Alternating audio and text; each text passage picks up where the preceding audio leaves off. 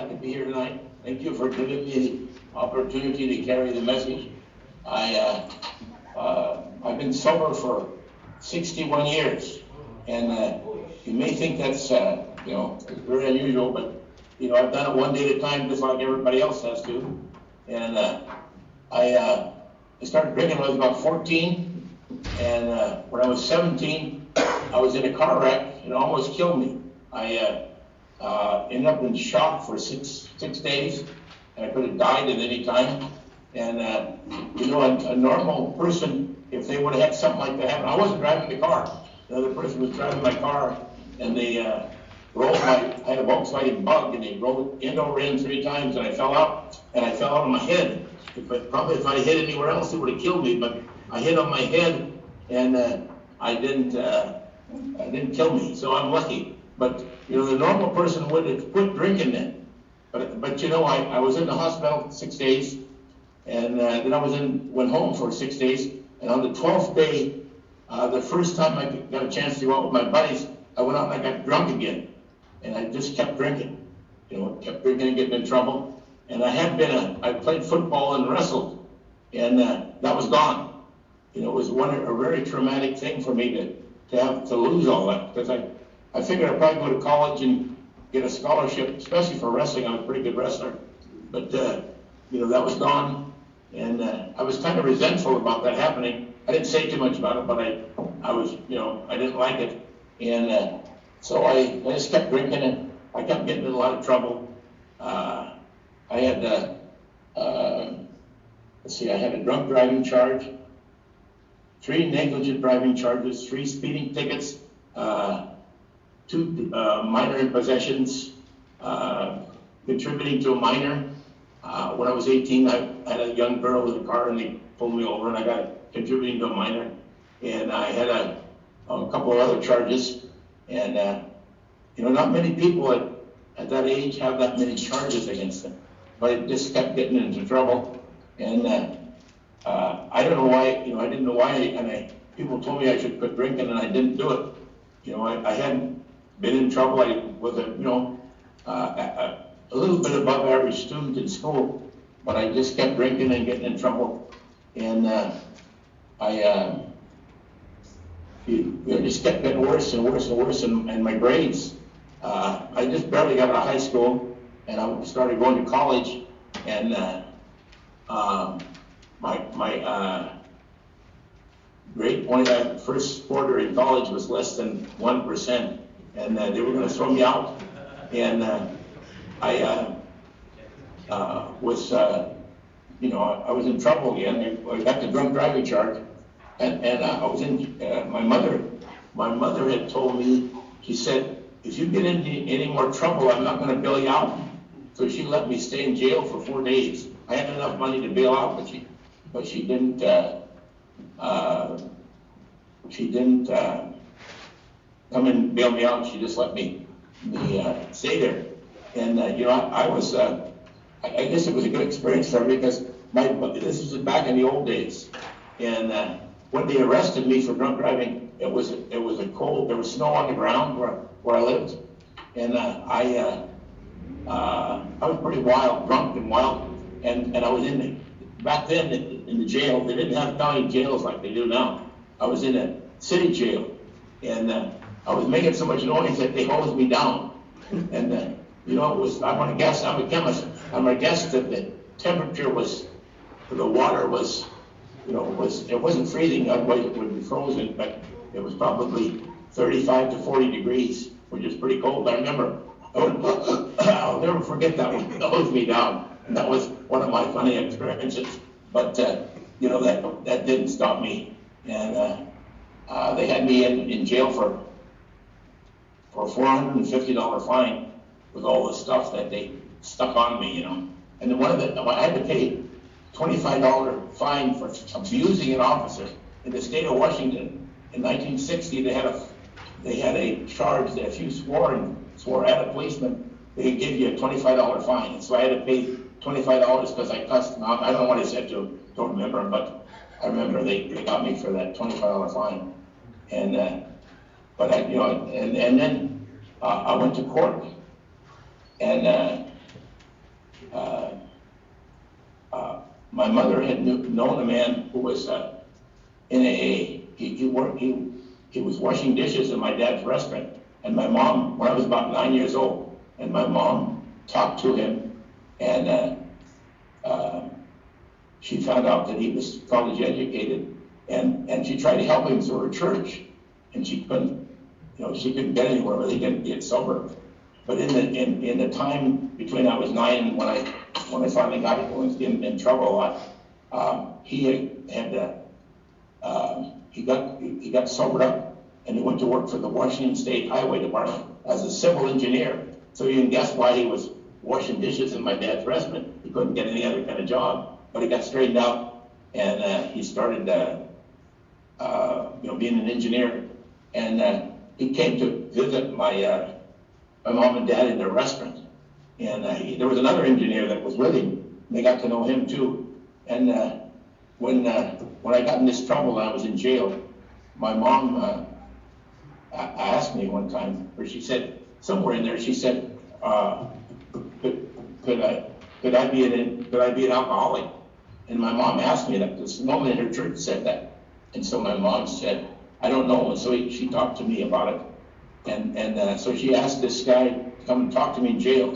And I remember they had a wire mesh window. It was about 6 inches, 8 inches by about 12. And you got to talk to the person that came and visit you. And this guy came and talked to me, and he told me he was alcoholic, and he told me some of his escapades, and he'd been in the Second World War, and he'd gone to Saudi Arabia, and he was over there in the army, and he told me some of the stuff that he did, and so he came back to court 2 days later, and they had me up there, and he talked to the judge, and he said that he talked to me about going to AA, and I said, I don't know whether I'm alcoholic or not. I was only 19 then, and back then there weren't very many 19-year-olds in AA. There were a few, but not very many. And so I thought, well, I'll try it. I didn't know what I was getting into, so I thought, well, I'll do this. And so I went to meetings, and I really didn't know what I was getting into. I didn't know there was I knew a little bit about AA, and the good thing was I knew about this engineer, that the people in AA were not, the Skid Row bums like I thought. There were people who were, some of them were pretty, had good jobs and high positions, and so I wasn't ashamed to go. And I remember going to the first meeting, and it just happened to be a log cabin in Winlock, Washington. And just some people had a log cabin on their farm, and they had the meeting in there, and I went to the meeting in there, and so I started listening to the stories, and I remember there was one guy told a story about how in Portland, there used to be in the middle of the street, there used to be an elk there, and he said they picked him up because he's drunk, and he was sitting up on an elk in the middle of the street. It was between the two streets, and he was there drunk. And so, I had done crazy shit like that too. So I felt like I was in the right place, because I didn't know why I was getting in trouble. I just kept getting into trouble. One day, every once in a while, just something would happen to me. And so I thought, well, maybe I need to go to AA. Maybe that'll work. So I went there, and I liked the people. They were pretty personable. They laughed and talked, but back then they didn't swear in AA. Nobody hardly swore at all. And that came later, about when I was sober, about 25 years, why people started being, talked rougher. But I just went and I listened, and I kept going to meetings and listening, and I remember a guy, I met a guy there, and he took me to a lot of meetings, because I lost my driver's license because of all the charges I had, and this guy would take me to meetings all the time. He took me to hundreds of them, and in the 3 years that I lived in Kelso before I moved away, and I just went and listened, and I tried to stay out of trouble. I didn't get any more trouble, and so then I moved to Portland, and I started going to meetings, and I met some really rough guys that lived there. They were Skid Row bums, and they told me about their drinking. And so I thought, well, maybe I better, keep going. And I had worked the steps. And the best thing I ever did was I started working the steps. I had this book. This is the 8 book right here. And I got it, and I read through it, and I realized that I was an alcoholic. I was only, like I said, 19. And when I started, I read it, and I found some, and they gave me a pamphlet that said "Young People in AA," and I read that, and I realized that that's what was me. And so I went back to school. Like I said, the first quarter in school, my grade point was really bad because I didn't give a shit about nothing. I just drank, and I would miss classes, and I wasn't working very hard. And I had to go back, and I had to do some of the classes that I'd taken and redo them the next year. But I started, and my grade point came up, and so I just kept going, and it took me 3 years to get out of junior college. And then I moved to Portland, and when I moved to Portland, I really started working on the steps, and it really helped me a lot. I realized, the kind of person I was, and that I needed to do something about it. And so I really worked the steps. I got the book and I wrote on it, and I really started changing. Like I said, my grades went up, and so I kept going, and then I got a job in Portland, and I was a night watchman cleanup man, and I had time to study. That was one of the good things, because I could study the big book or do my studies at night, and I did that, and things started getting better for me, and I got my driver's license back finally, because I hadn't been in trouble in 3 years, so I got my driver's license back, and then I started going around, and I was still kind of shy about women. I was always very shy about that, about ladies, and so then I met a lady, and she introduced me to her daughter, and we started going out, and we got married, and we had some children. We had a boy, and then I just kept going and going and going, and I got involved with. I was a secretary, and then an opener, and GSR, and I really got involved with AA, and it really helped me. And I just kept working on the steps, and I think that's very important to do that. And I remember when I was 12 years sober, I'd done some things I wasn't very proud of, and I wasn't going to tell nobody. So a friend of mine who was really active in the program, he knew a Catholic priest. So I went and I talked to the Catholic priest, and I told him I took part of my 5th step with the Catholic priest, because there were some things I didn't want to tell nobody that I did. And so that was a good thing I did. So, because I didn't want some of it, I could have done some time for. And but because I told the priest, got that part of the program out, I didn't have to worry about that.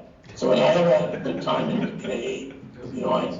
I meet people like Donnie and Luigi. You guys had him for your chairman here, and I'm Luigi's sponsor, and I sponsor people, and I'm still very involved with the program. I know people all over the Portland area that have been in the program, and I go to meetings and I talk about different things that go on in my life, and I still have problems. You never get done. I thought maybe if I went to AA, that eventually I'd get to a place where everything would be smooth and no problems. But I wish I could say that because it doesn't. It's not that way. Okay, well, and my wife died about 12 years ago, and that was my 3rd wife died about 12 years ago, and that was the toughest thing I had to go through. Just because you're sober doesn't mean you're going to have trouble with things. And I guess I better have a topic. And what I thought about was forgiveness. You know, we all have things that people, we feel, did things wrong with us. And, you know, I didn't forgive people very good. And, you know, I still have to work on that because I'm not very good at forgiving. So my topic tonight is forgiveness. And, you know, I realized that sometimes I kept resentments for a long time. And for me, you know, we say the Lord's Prayer in meetings a lot of times. And when you say the Lord's Prayer, it says you have to forgive people. And that's really hard to do. Really deep down inside, do you really forgive them? Or do you still say, well, I still resent them, but I'm not going to say that. You know, do I really mean it? Or do I still plan to get even with them? You know, when somebody does something wrong, you know, when somebody points out a mistake or something, do I resent them? And there was a man that he had caused me some trouble. I knew what something he was doing was illegal, and I couldn't have. For a couple of years, I carried that around, and I wanted to get him, and I knew I could turn him in for what he was doing, but I just thought, you know, that's not right, because I know that, and but I decided that would be wrong, so I just let it go because I resented him, and you know, I still have to work on this program. I don't think you ever get through. And you know, that's only a part of my story. It's hard to tell it all in 15 minutes. But I know that if I continue to work on this program, I have a good life, and my life is really good. I went to college and I graduated, and I have a BS degree in chemistry, and I worked in a paper mill for 44 years. You know, and that's a miracle to work that long in any place, and alcoholic to work anywhere for 45 years is a miracle. So you guys know that really affected me, and you know, I'm on my serious side today. You know, I haven't told too many stories, but I have a lot of them. And I worked in a paper mill, and my job, I was always out walking around doing on project work. And the guys were always kidding me about not doing any work. And they never saw me do any work. You know, I usually work on some project until I get it there, you know, and then we change part of the mill and improve on it. And I figured out one day that I was, in the time I got laid off, they were getting ready to close the mill down, and I got laid off the year before they shut the mill down. And I figured I saved many millions of dollars for the company, and I was really fortunate. I loved what I did, and you know, it's probably time for me to shut up. So, okay, I'm not talking too long. I thought I could do this and not talk too long, but you know, I'm you know, when I was first in AA, I used to go to meetings, and those little bastards used to talk too long, and now I are one, so I've got to be careful. So I got to go to the next thing here. Introduce the treasurer. Thanks, Paul. Thanks, Paul.